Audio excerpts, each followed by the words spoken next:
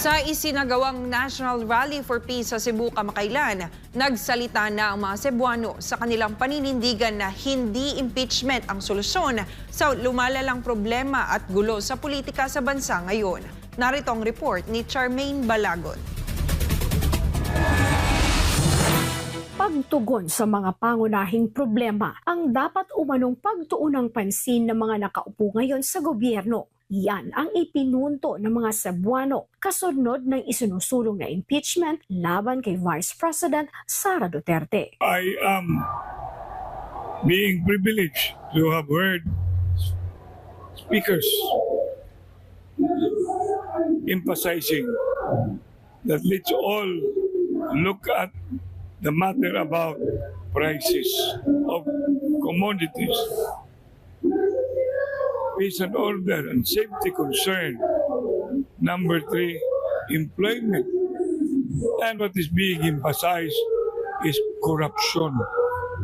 Because no matter what, when the nation is in turmoil, the more corruption will strive. Yan ang reaksyon ni Cebu City Mayor Mike Rama sa naganap na National Peace Rally sa lungsod noong Lunes, Enero 13. Anya, dapat mas bigyang pansin ng kasalukuyang mga nakaupo sa gobyerno ang hinainang taong bayan kaysa isulong ang impeachment laban kay Vice President Sara Duterte. Sa naganap ngang peace rally ng Iglesia ni Cristo na dinaluhan ng iba't ibang grupo at sektor, binigyang diin dito ang pagkakaisa lalo ng mga nasa mataas na posisyon ng gobyerno at pagkakaroon ng kapayapaan. Para naman sa tumatakbong gobernador sa Cebu na si Pamela Baricuatro, ipinakita lamang ng naturang rally na maraming tutol sa impeachment laban sa pangalawang pangulo ng bansa. So, what does this mean?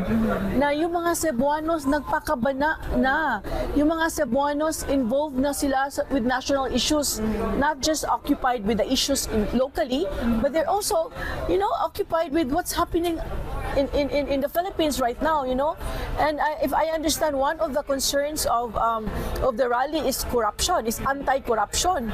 So that alone is a show of force. Now, watch out kayong mga politician dyan na kurakot, na kurap, kasi yung taong bayan, especially mga Cebuanos, involved na sila, nagbantay na.